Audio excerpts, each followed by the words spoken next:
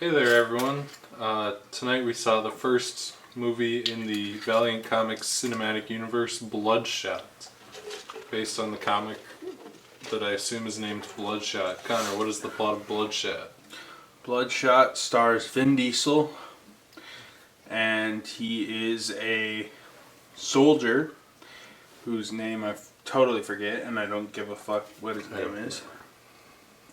But he's a soldier guy.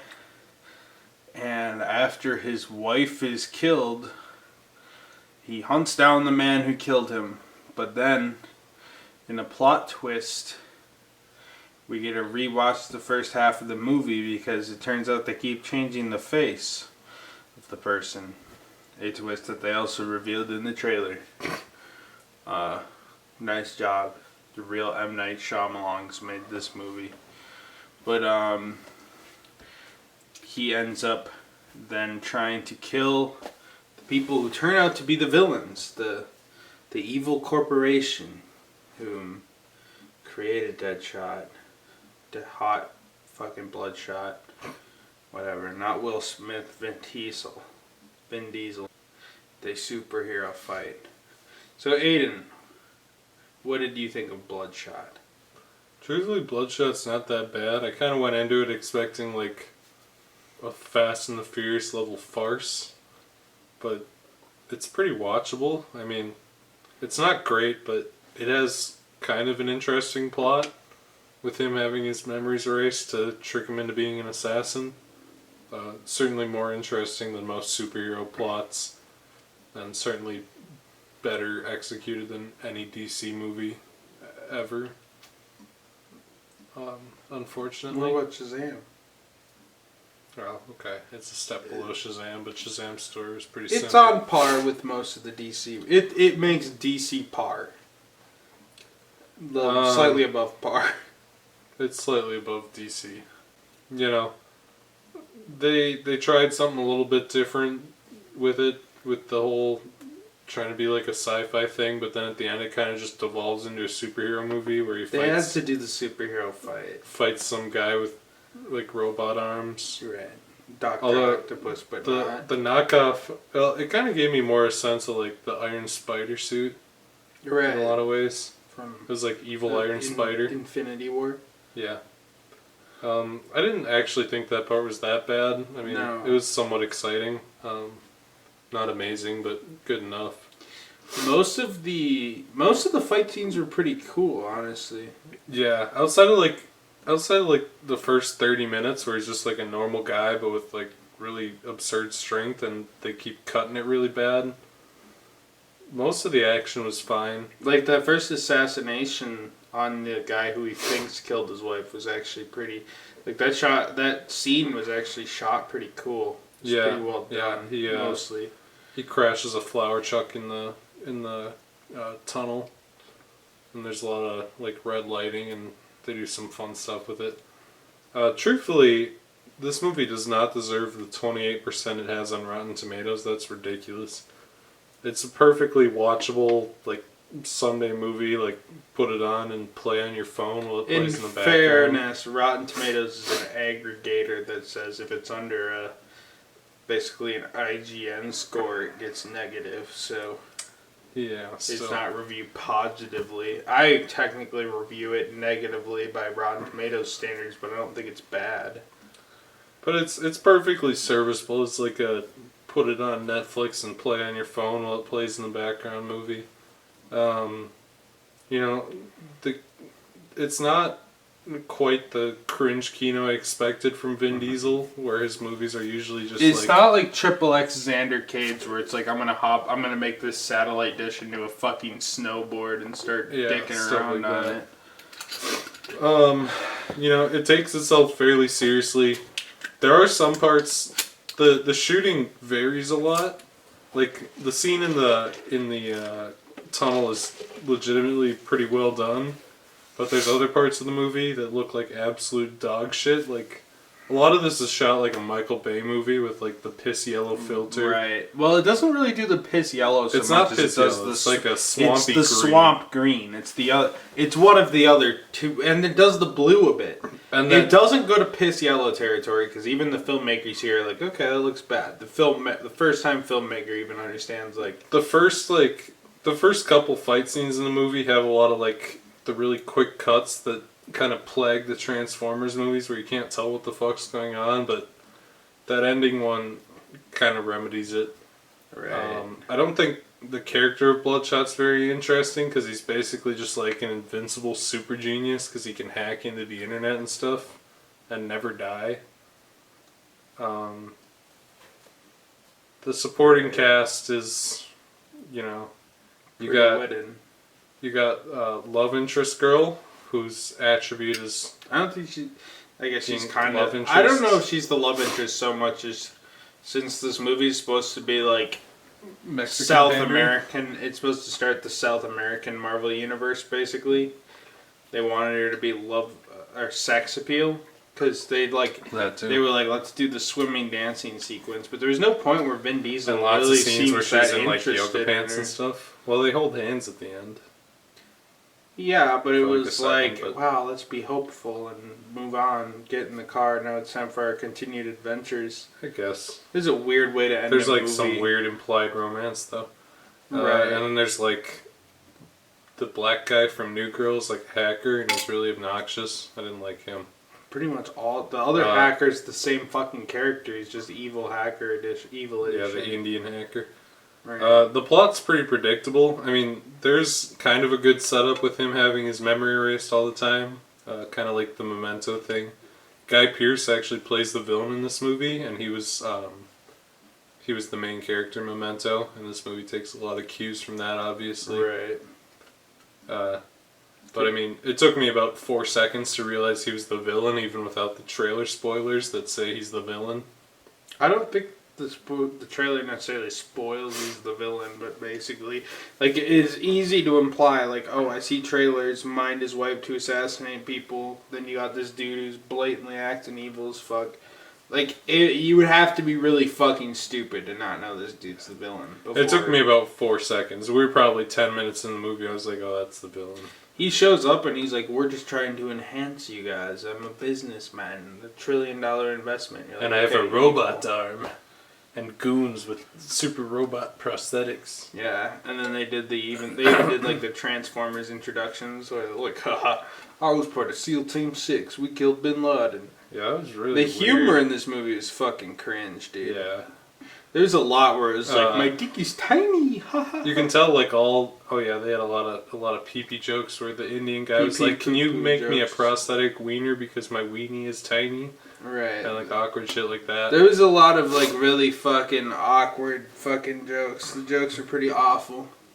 But I mean, this is like most Vin Diesel movies, this is a Mexican pandering movie where they go for the Mexican crowd. It has a couple things. I have a theory. You know, it's one of those things where, unlike white people not allowed to like ass and titties anymore. So this movie, they're like, here's some ass, here's some titties, here's some Vin Diesel Right. shooting people in the face.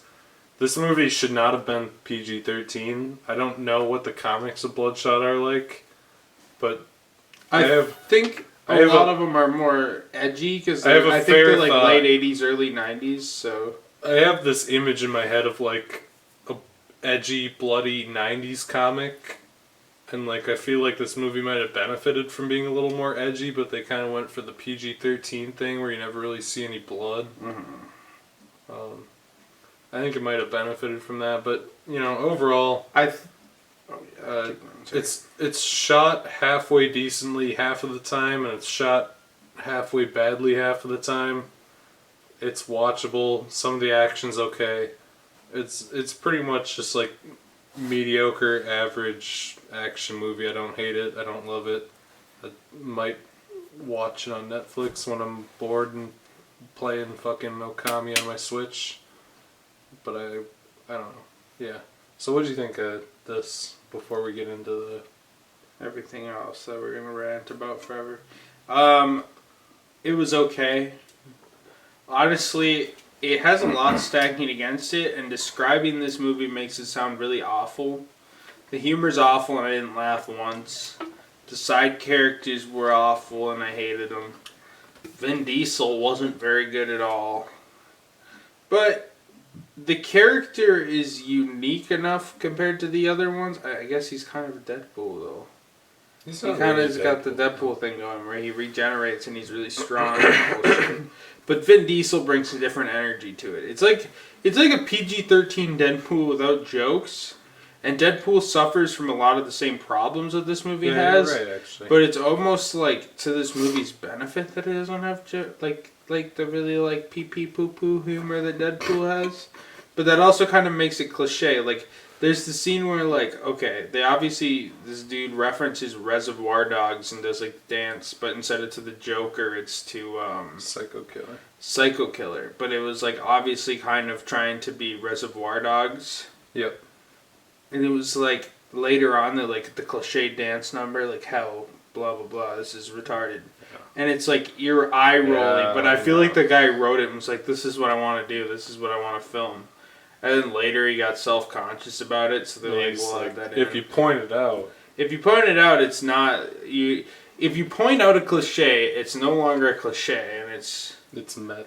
But then maybe you would have had a better chance. It would have looked less cheesy if you just played it off like, oh yeah, and hopefully people didn't see Reservoir Dogs. I mean, people can't watch news articles. People obviously don't like watch the movies they talk about half the time in this shit, so. Most people would be like, oh.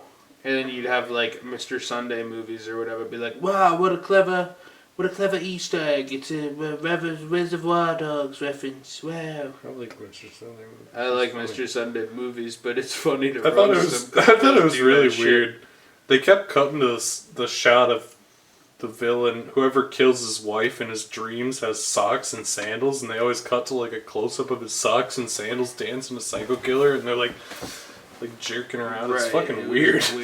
I don't know why they put that shot in the movie like 15 times. It just kept coming up. And most of the movie's shot like shit. A lot of it's shot like this movie in many ways feels like a Michael Bay movie, just slightly better.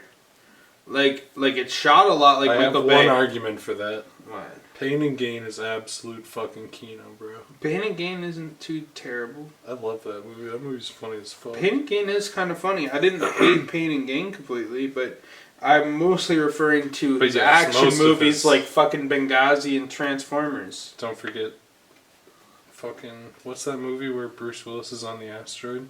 Armageddon? Yeah. I didn't really even get Armageddon, guys. What I mostly meant was cinematography-wise. It felt like it had the same cinematographer as Transformers. Where they're like, are you going to like the scene? He's like, no, we'll just do the normal LEDs. And they're like, well, we want to add some style to this. And he's like, that's called post-production. Guys. Make it green, baby. You can color correct a movie, but use stylized lighting. And try to be unique with lighting. Don't just be like, this is a scene... It's an aerial shot of a city, but now we're going to toss an obnoxious fucking fucking yellow filter over it, and now it's different, unique, and visually stimulating. Yeah, that one... It's like it's not visually stimulating. Fuck you. Actually, I hate you. One thing that really bugged me, there's one scene after, like, Bloodshot frees himself where he's running through the city and being chased by the robot leg guys. And I actually thought some of the stuff in that scene was pretty cool, like the robot leg guy jumping off the walls kind of reminded me of Titanfall. Right. Which I thought was actually kind of neat. But they color graded the whole scene to be like this gray-blue. Right. And it made everything look super fucking trashy. It looked like a fucking...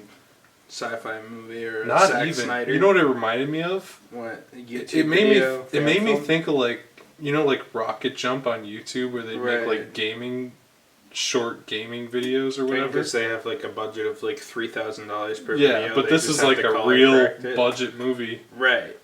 That's using like this awkward... Like if you're on YouTube or you're a starting filmmaker, I can kind of excuse it. And this is the dude's first film, and for the most part it was serviceable. That fight in the tunnel was actually pretty like memorable. I'm like, that's actually good.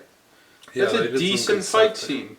And that elevator fight, that was a pretty decent superhero fight scene. It wasn't too it wasn't too over the top. We didn't hit like Blue Laser and Billion Guys level. But we weren't really at like too subdued either. And I think it was a good middle ground for the character. And kind of like I think the leg guy was a good henchman too. Like I didn't care much for him before that. But once he got the spider arms and he was like crawling around on the elevator wires, I thought they were doing kind of interesting stuff with him. Right. And they kind of, he betrays his friends for no reason, except that he's a douchebag, and I think that's kind of like an interesting quirk to him. Not like crazy, it's not like fucking, we're not talking goddamn like The Shining or anything. I wish there was more motivation to him though, because he's kind of just part of this team and then he's evil. And he's kind of seems like just the bitch boy to this dude, and then like maybe he's like an enforcer henchman, but it kind of I don't really understand his role. I feel like they tried to give him character, or what stake he has to really kill this guy. They tried to give him character because he always talks about how annoying it is that he has to babysit Vin Diesel and like go through this memory game with him. But like, is he jealous of Vin Diesel? Is it what is it? Like I don't understand his underlying. It's really motivation. Stupid because like we're told what his motivation is, but it just is like, okay, I guess if I had more to it. I guess if I had to act out the same scenes with someone over and over again, I'd get kind of annoyed and like playing along with their stupidity. But at the same time, he kind of just comes off like a fucking dumb asshole because he's always like, "You're a fucking idiot, man. We just using you." And then he's like, "Okay, I'm gonna erase your brains now," and he spits gum all over the place. Right. And they're like, "Oh, he spits gum all over the place. So he's like a litterer and he's bad." Stuff. You're right. It's like, I don't know. But I will say, like, what I was getting back to it, that was a pretty cool fight scene. I can't really think of many by hand, but like every like 2 seconds, the movie kind of just like, it's not really plot holes. It's more of contrivances. Like okay, Vin Diesel's kind of fighting in the streets. Did I miss something? Because like a scene later, she catches New Girl, black guy. And recruits him to save Vin Diesel. Okay, got it. But then Vin Diesel's just captured again, even though he was just on the loose. Did I miss something, or? Yeah. Did I blink? He got captured by the guy without the seeing, with the vision necklace. After the car ran him over. The car ran over the leg guy, and then he shot him with like the electric dart. It was really quick though. It was kind of dumb. I must have literally blinked because I didn't go to the bathroom or anything. I just missed it. But there were a couple other points that had like minor plot holes where I was like, why is that a thing? Yeah, it was a little janky. And I also kind of like, it was a little eye-rolly. Like they explained the twist for too long. It was like another 15 minutes where they like, we'll set up the scene. And you kind of see like behind how they like manipulated everything for the first like 30 minutes of the movie for like a 15-minute scene, and I was just kind of bored. You're right. The thing is, okay. Because it's like, okay, but think about this. You have 20 minutes of origin. No, you're right. 10 minutes where they have the best fight scene in the entire movie. That really cool like tunnel fight scene thing with like the dust everywhere and stuff. And then they cut back to the origin more or less. Right. It just drags you back in there, and it's like, we don't need this. What you have to do with something like that, they pulled it off pretty badly. Like, you think about movies that do that same concept. Right. Like, did you ever see Edge of Tomorrow? No. Oh, you should. Edge of Tomorrow kind of does the same thing. It's like an action sci-fi version of Groundhog Day. Right, I know about it. But Tom Cruise one?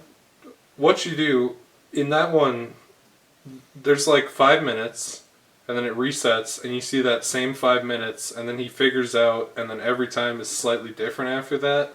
This one felt too similar, where there wasn't enough distinction. Like, the audience gets it.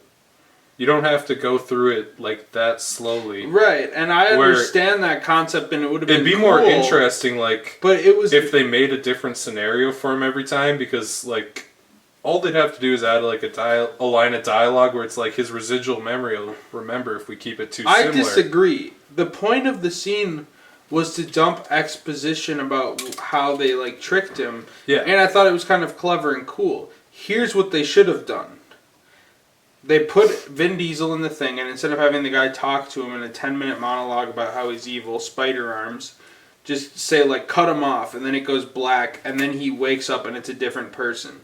And anyone who's not mentally retarded and then cut away to the guy like smiling in front of the monitor and saying like, well, that's true. Now this time we'll have him kill my old partner. That's true. And now you've made the same scene, but instead of it being 15 minutes and me being like sitting here bored, I'm like, whoa, that was a twist. Like, I don't need 15 minutes of someone spelling out. A big part. This is a twist, and for anyone who might miss it, this is a twist. A big part of the annoyance. But we revealed it in the trailer, but it's a twist. A big part of the annoyance was that that's what fucking pissed me off. He has like this military scenario where he's in like Baghdad or whatever, shooting some Arab guy. I think. Even if they wanted to go like the full explanation route, they could have built like a different scenario and just written it off as like him having residual memories, and they could have had a slightly different action scene. Right. So there's a couple ways you could have gone about it to make it a little more interesting. But I felt like based on the movie, I feel like part of the it just seemed like the absolute wrong way to be like, let's show the behind the scenes. Right. Like what we learned from the scene. Vin Diesel is replaying the same memory so they can brainwash him into killing somebody. Got it. Apparently it wasn't good enough, though, because Paul told me he did not figure that out. He didn't realize that those were fake memories. Yeah, but Paul's dumb as fuck. But you would think, okay, play that. Most people interested in it have seen the trailer.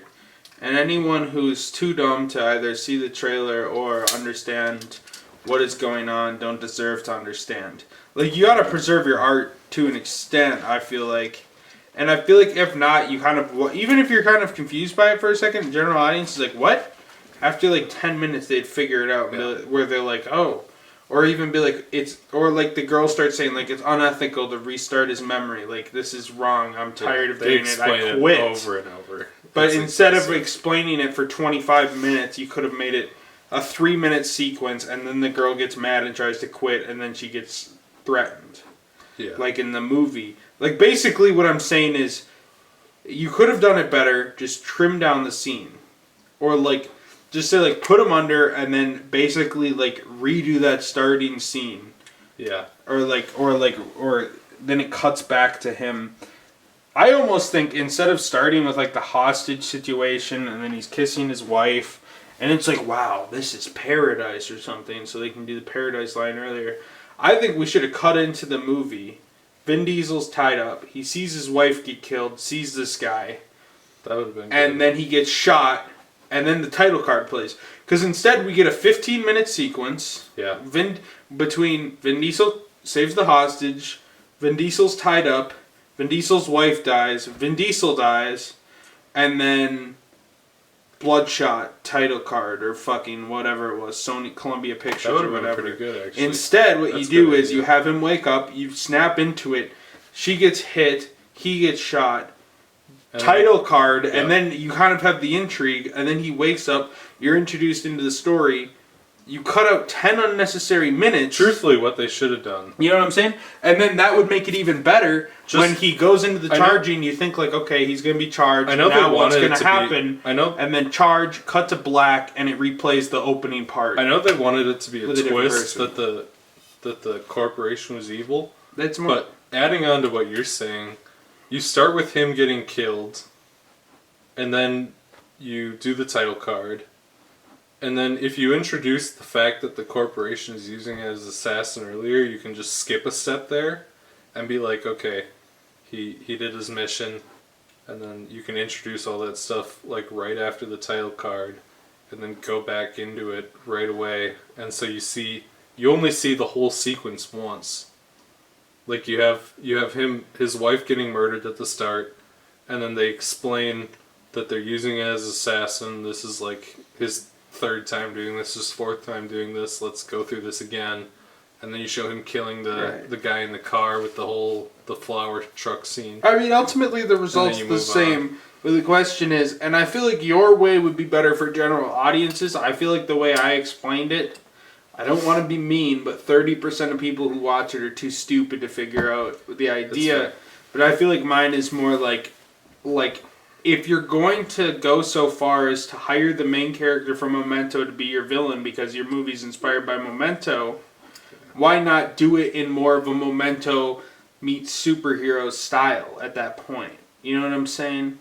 Yeah. I'm not saying the movie's bad, and especially for the director's first time, you know? Yeah, He has potential. And the thing is, like, this movie has potential, but I'm watching it and I'm like, I can never rewatch this movie because it has a lot of pieces there. The pieces just aren't quite aligned right. You know what I'm saying? This might sound like a little much, but I think this director is a guy to watch. I don't know if he'll ever make something again after Bloodshot fails. Movie at least. But truthfully, for a first time directing, and for being under fucking Sony's corporate thumb, this is a Sony movie, right? Yep, it's Columbia Pictures and Sony. For being under Sony's corporate thumb, relatively things turned out pretty well.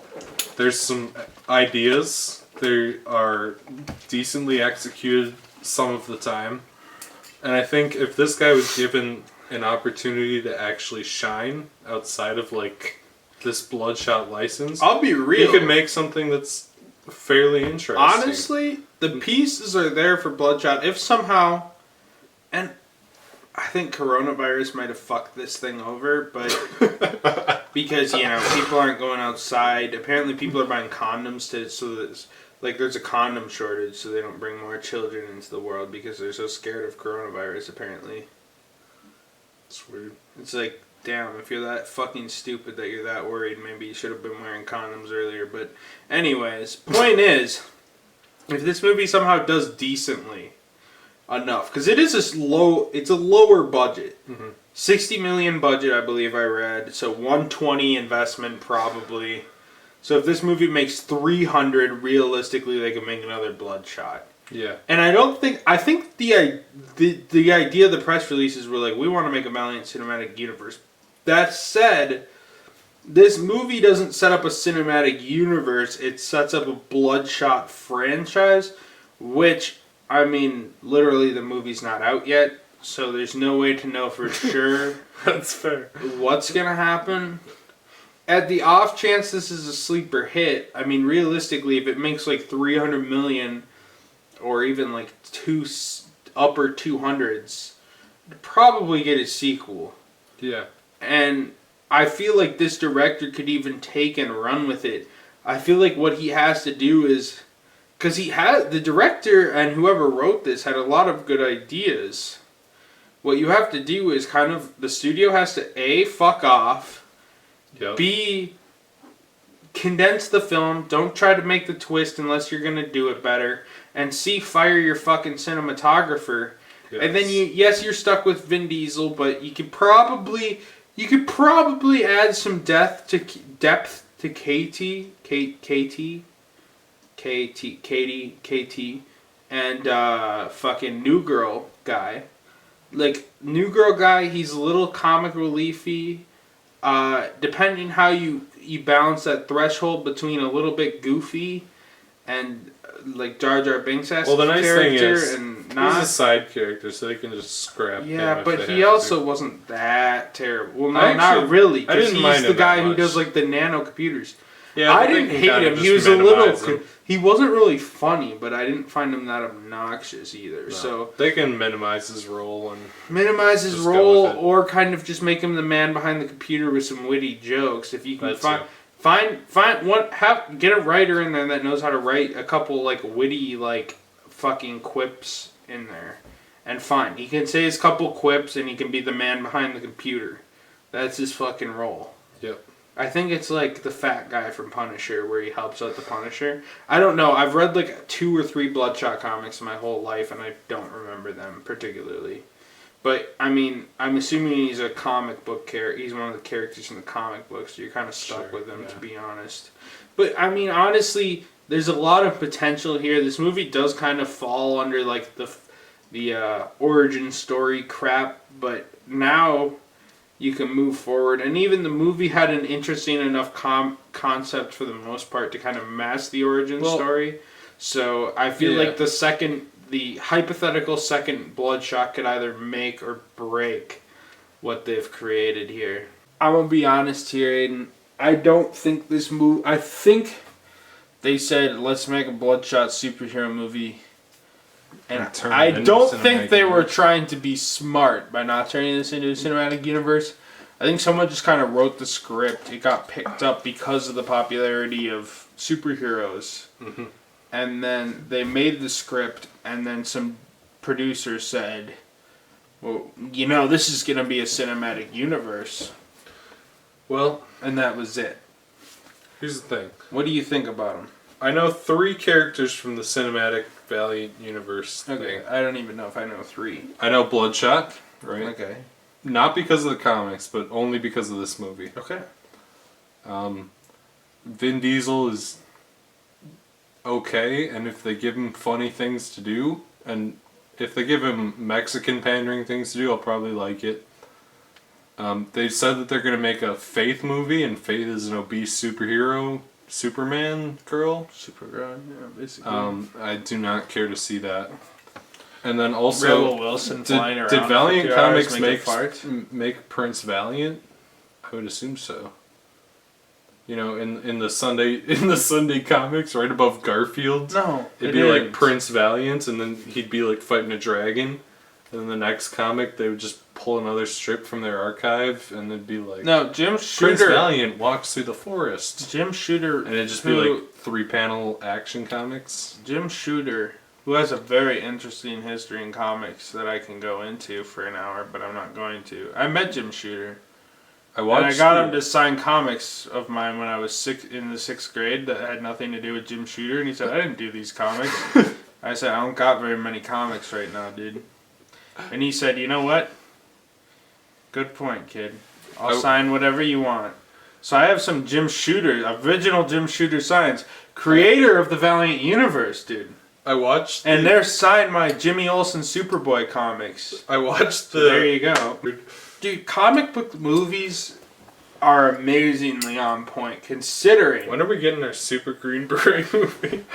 Dude, eventually. It is always surprising when you hear something... Like, you hear these new cinematic universes they're making up for comics, and and everybody's like, oh, okay, I never heard of them, but I bet the comic book nerds have. And then, like, me as someone who used to be a comic book nerd is like, why the fuck are you making a movie on this fucking assly character? The thing is, it doesn't fucking matter. You just have everything made up already, and then you make a superhero movie and hope it makes enough money. That's the thing. I mean, they're hedging their bets tiny bit on these Valiant comics. Can I go completely off topic for like 1 millisecond? Sure. That shirt's sick as fuck. I love you, Derek. It is. I got this from Pixel Empire, I think, or something. For Stop Skeletons from Fighting. It's a dope shirt. Good channel. Good channel. Off topic. Good channel. And a dope shirt, too. This is some of my favorite YouTuber merch. Also the fucking... The Nick Robinson ticket shirt with the Gon hidden in it. That's just wild. The fact that I got asked about that at Barnes & Noble. They're like, what's that about? And I got really awkward about it. And I was like, they're like, why do you have a ticket to Japan on your shirt? And I said, if you scan it, it takes you to Domino's Pizza video. And then I walked away without saying anything because I got really embarrassed. You should have let them scan it.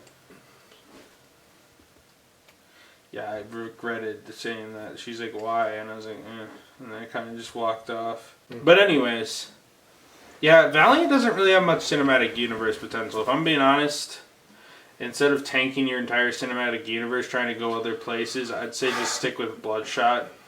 You know what the common thing between Valiant comics are? Bloodshot. You might be able to do Exo Man of War movie. That'd be kind of cool. What's But that? Exo Man of War was... I don't know where Exo Man of War really came from. What's Exo Man of War? He's just a space guy who's super strong and shit. I don't know. Originally he was like a red... He was... I don't know. I read like a couple comics from him. And the concept seems like you could probably make a movie out of it. I'm not super knowledgeable, so I'm not going to start speaking. But I remember Exo Man of War was kind of cool. Sure. Do an Exo Man of War. So do you think this universe is going to succeed? I think it's hard to say because I haven't seen any box office projections.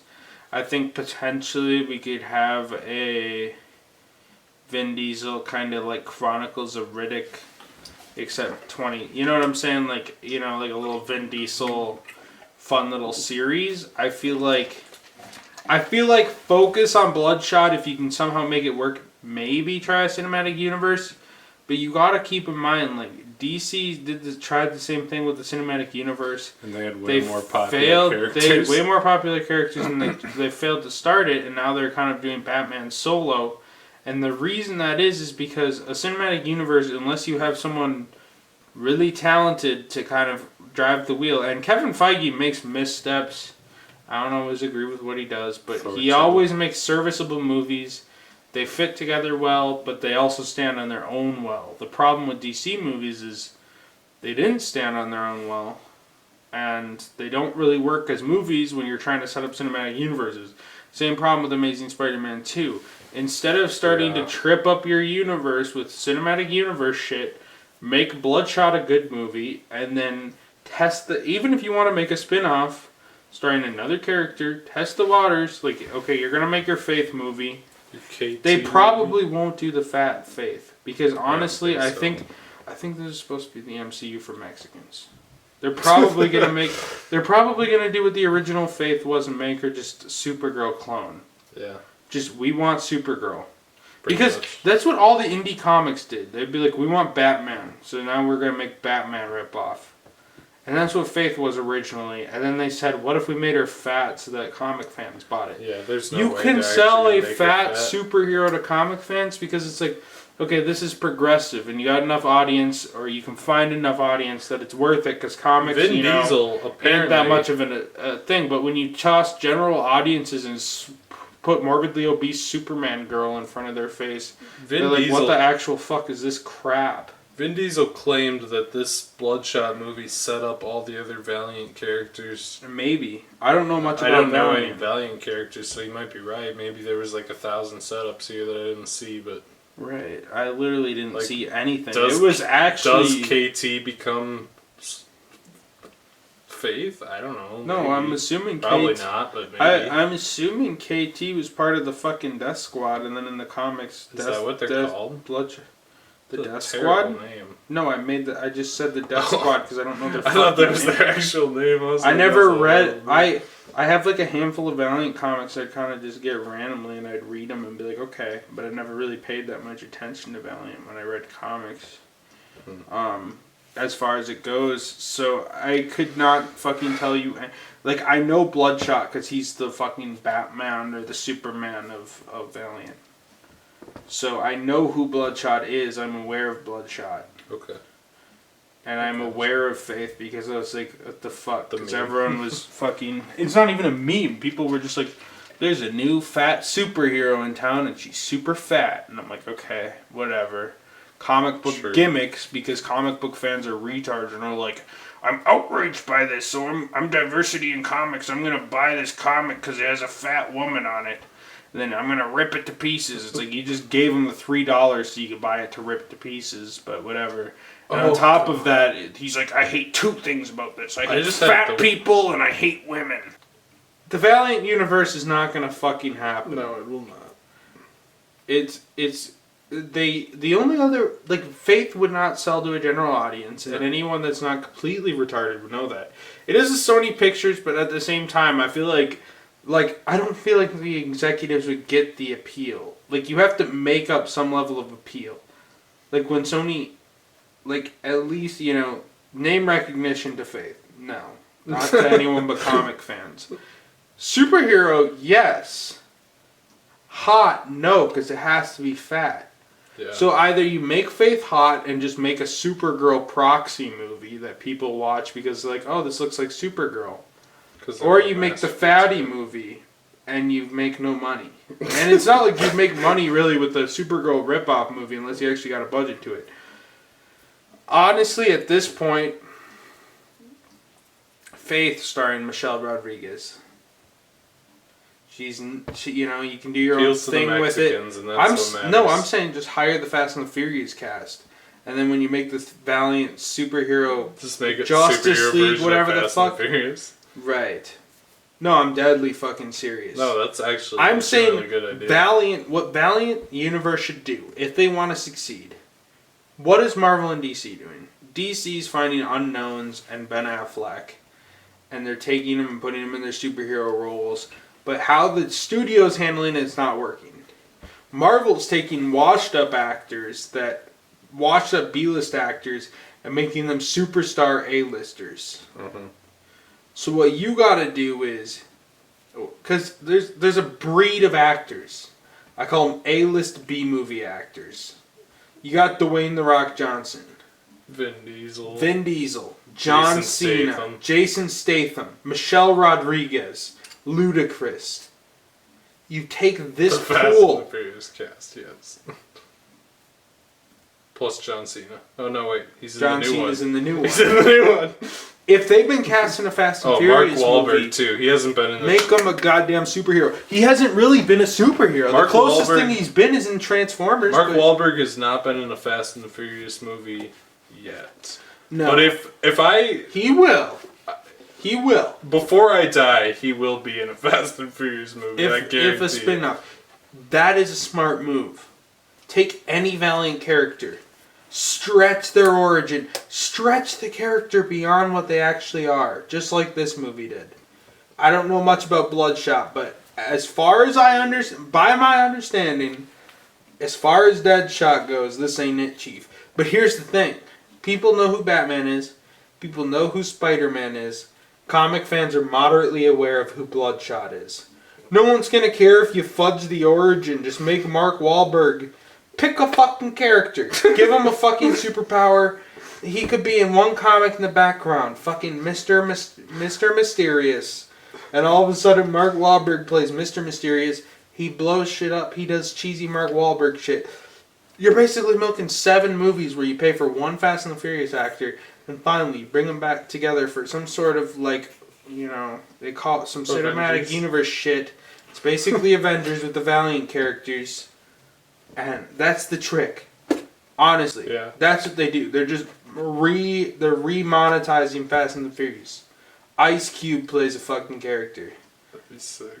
I don't know why. You know, I remember Xander Cage. Dude, Ice Cube's got the charisma to just, you know, they just say Ice Cube. Ice Cube was in. Take some of this.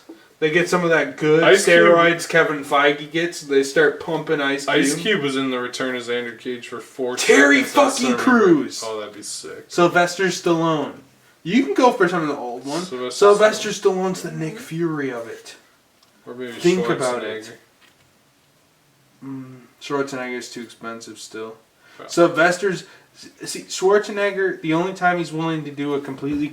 The only time he Or they really could does have, movies now is when he, like, cameos in a Terminator remake. Or they could have like. But Sylvester... They could have like Clint Eastwood do it too. He's still alive for now. Yeah, but Clint Eastwood is a little more art Although house now. people probably don't want Clint Eastwood around because he doesn't. He's a, he's a neo-Nazi because he voted for Trump. So Yeah. he deserves to die. Right.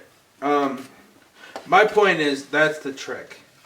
And, you know, I wanted to talk about this in a video just because I just heard about this and I think it's ridiculous, so I'm going to transition into this, but Atlas is making a universe. If Atlas is smart, you know, the people, Paramount bought Atlas because they can't, they're like, what other superhero companies are there? And they're like, there's Image, and they're like, that's too expensive. So they bought Atlas, which existed for 1 year in the 1970s. And they're going to try to make a go at their own cinematic universe for an even more obscure brand than Valiant. And the thing I gotta say, my piece of advice to them, John Cena is Tiger Man. John Cena is probably smart No. enough to read. You're wrong, bro. You don't want John Cena should be Super Green Beret. Tiger Man should be. They can't afford The Rock. No, I think the John movie's Cena would be a 60 better- million total. John Cena would be a better Super Green Beret though, because they could dress him up in a soldier uniform and he'd look like a fucking military man. Right. And then I just want Tiger Man, you have like fucking, I don't know, have the kid from like Bates Motel play him or something. I don't know, someone people like. Why? Have Tom Holland do Why it. would you come up with Tom Holland's gonna play Tiger Man and Yeah, Spider-Man? because people want to see sexy twinks dressed up in tight costumes. Okay, but why would Tom Appeal to the Holland be gay like, okay, I audience. play Spider-Man, so... Appeal to the gay audience, Connor. Okay. We're trying to make this thing sell, bro. It's gonna be some random guy. It's either gonna be the most washed up actor ever, or it's gonna be a new actor. The thing I love about the Atlas Cinematic Universe is Paramount's making it out of spite. Because think about it. Okay. Yeah. like the original Atlas, made out of spite to Marvel because Marvel was named Atlas in the 50s and Martin Goodman owned the rights to it and got basically cucked. Long story short, out of Marvel. Yeah, I saw the comic strips video. Right, but think about it. Paramount originally put out the first The MCU movies. 4 Iron MCU Man, movies. Hulk, whatever. But now that Marvel went fully independent, became an independent studio, and now is a major studio in and of themselves, and are being distributed through Disney, Paramount doesn't have any superhero properties. Warner Brothers owns DC. You know, Sony's got Spider-Man and apparently Valiant now. What else is there left that Paramount can afford? Because Spawn's coming out through Blumhouse. Even Blumhouse is going to have their own Image Cinematic Universe. So what can they get? They probably sit there. They're like, we're so pissed. Look at all this MCU money we're missing out on. How's history going to perfectly repeat itself? What if we made our Tiger Man movie? It's a stupid fucking idea. That's the funniest part, is that it's Paramount. You're like, Paramount is the major media conglomerate version of Martin Goodman. Yeah, it's awkward. And it's nuts. Alright, we've talked about Random Bloodshot for an hour and 1 minute. So Aiden, would you recommend Bloodshot? shit. No. Bloodshot's okay. It's watchable. It's nothing more than that. It's not good. It's not great. It's watchable. It's somewhat interesting, but I probably wouldn't recommend people to see it. Connor, would you recommend Bloodshot? No. There's too many superhero movies. It's not terrible, but it's not that good. I probably will never rewatch it just because it's like, okay, I'm gonna forget. that's this a movie. tomorrow. I said that's a movie, and that's it. It was a movie. It was technically a movie. Yeah. But apparently the I don't Simpsons. doubt it, dude. Apparently the Simpsons guy got his toes sucked by a 16-year-old on Jeffrey Dude, Epstein's I literally. plane.